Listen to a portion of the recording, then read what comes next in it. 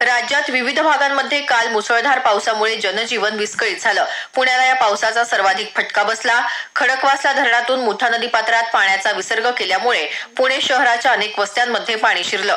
सिंहगड रस्त्यावर एकता नगरमध्ये राष्ट्रीय आपत्ती निवारण दल आणि लष्कराच्या जवानांनी नागरिकांना सुरक्षित स्थळी हलवलं. पुणे जिल्ह्यात काल पावसाशी संबंधित विविध घटनांमध्ये 4 जणांचा मृत्यू झाला तर 12 जण जखमी झाले.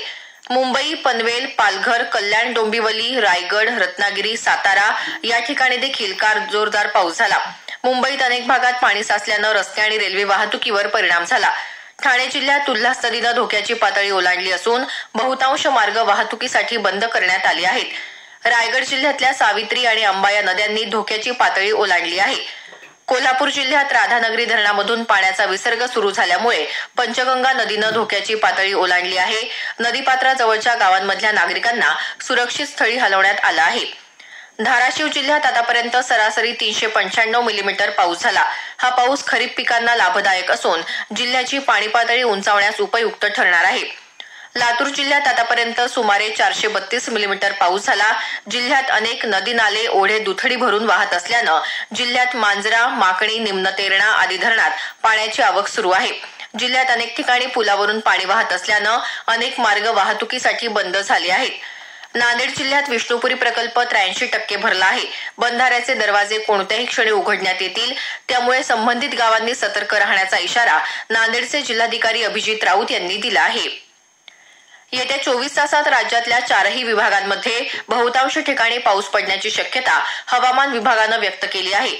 या काळात कोकण आणि मध्य महाराष्ट्रात तुरळक ठिकाणी जोरदार ते अतिशय जोरदार पाऊस पडण्याची शक्यता आहे.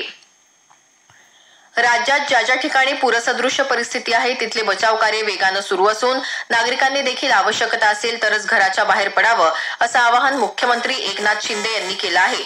राष्ट्रीय आणि राज्य आपत्ती प्रतिसाद दलाच्या तुकड्या, लष्कर, नौदल, पोलीस, अग्निशमन दल, आरोग्य यंत्रणा या सर्व यंत्रणांनी समन्वय ठेवून आवश्यकतेप्रमाणे मदत करण्याचे निर्देश देण्यात आल्याचंही मुख्यमंत्री म्हणाले. राज्यात अतिवृष्टीमुळे शेतकरी पुन्हा संकटात सापडला असल्याचं विधानसभेतले विरोधी पक्षनेते विजय वडेट्टीवार यांनी म्हटलं आहे. नुकसानग्रस्त शेतकऱ्यांना सरकारनं भरीव मदत करण्याची मागणी त्यांनी केली आहे. अतिवृष्टीच्या पार्श्वभूमीवर 10वी तसंच 12वी पुरवणी परीक्षेत आज होणारे पेपर पुढे ढकलण्यात आले आहेत.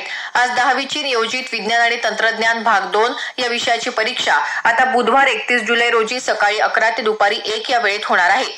तर 12वीची वाणिज्य संघटन आणि व्यवस्थापन, अन्नशास्त्र आणि तंत्रज्ञान तसंच MCVC पेपर 2 या तीनही परीक्षा आता शुक्रवार 9 ऑगस्ट रोजी सकाळी 11 ते दुपारी 2 या कालावधीत होणार आहेत. याशिवाय वेळापत्रकात इतर कोणताही बदल नसल्याचं शिक्षण मंडळानं कळवलं आहे. 25वा कारगिल विजय दिवस आज साजरा करण्यात येत